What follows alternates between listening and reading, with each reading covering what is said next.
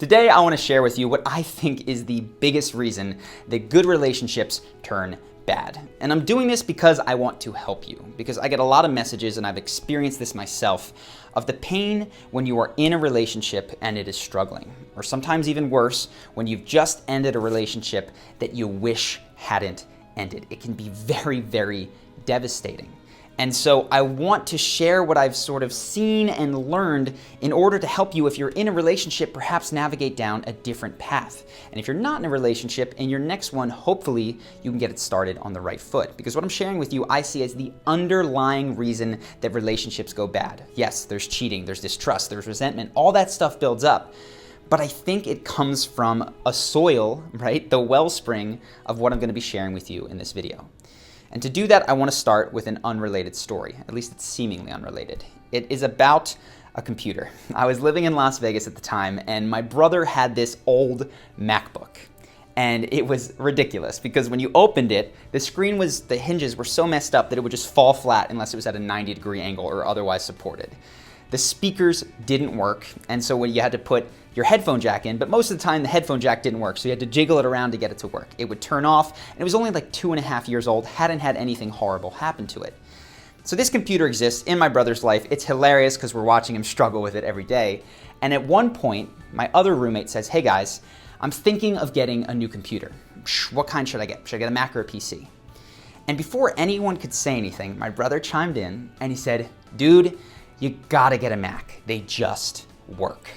And I remember my jaw just hitting the floor because I'm going, what are you talking about? And then it dawned on me. My brother, like me, had been watching television, and for months, I don't know if you remember, there were these commercials that were Mac versus PC. And one of the common refrains in those commercials and in Steve Jobs' keynotes, which were everywhere, was that Macs just work. And so I looked at him, I said, "Henry, are you sure this is what you mean? Because your computer clearly doesn't work every single day." And we all laughed about it, but that left a lasting impression on me.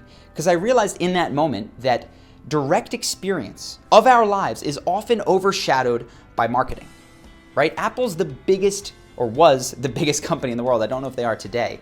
But certainly their marketing budget is enough to completely transform my brother's day-to-day experience. So how else might that be affecting me?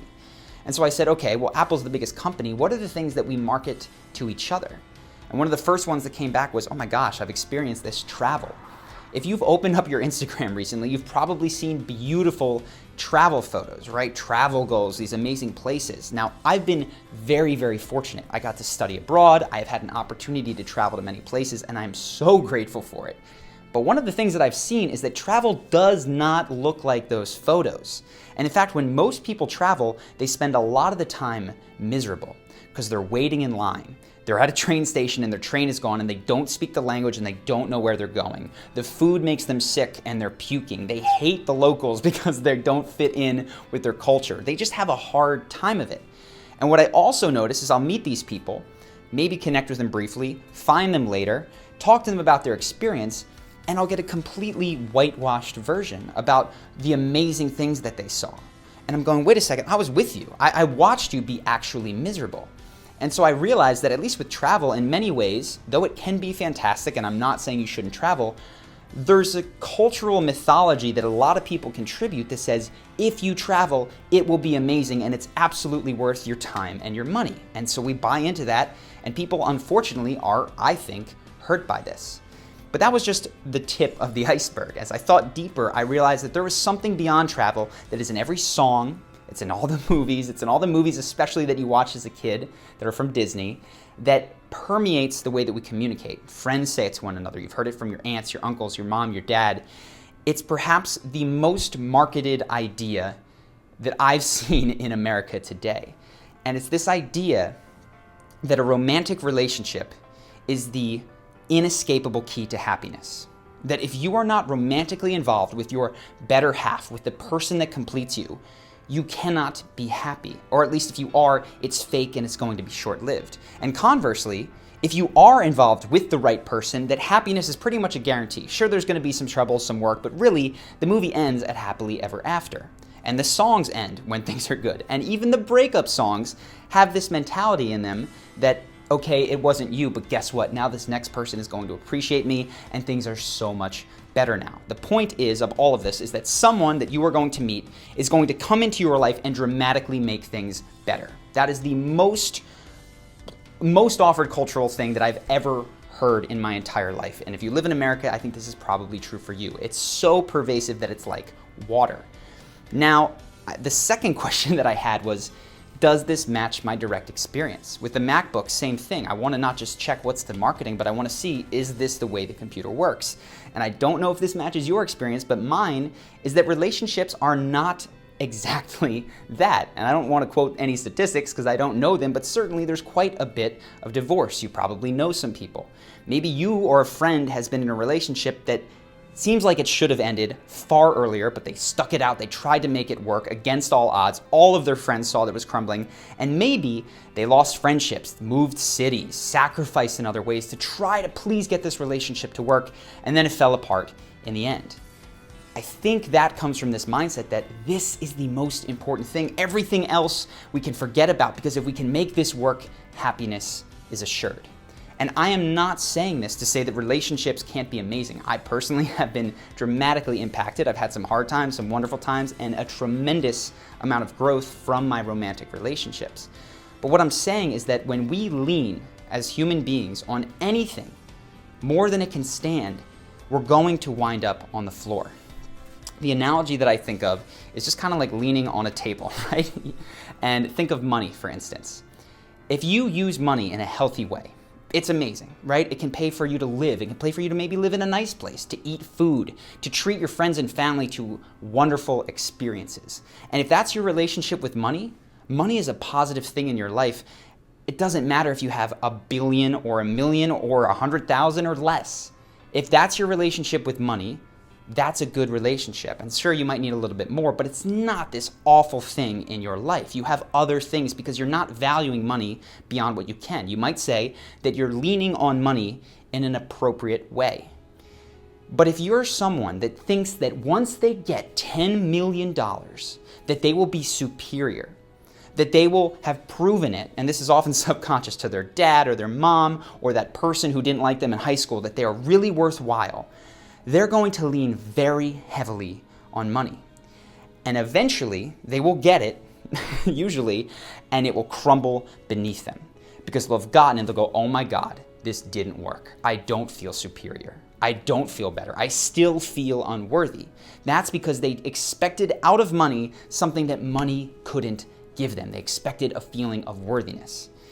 Take the same analogy with relationships. If you have perhaps a more healthy sense of relationships, you feel like a complete human being.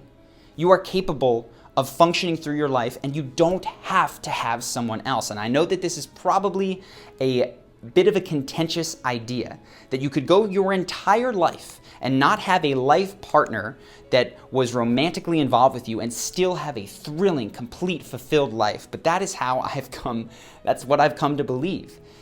And whether or not you believe that, the idea that you might lean a little bit too heavily on your relationship and expect some other flawed human being to enter your life and then make things dramatically better than they were before, to make you a better person, to be your everything, in my opinion, that is leaning on the relationship way too much.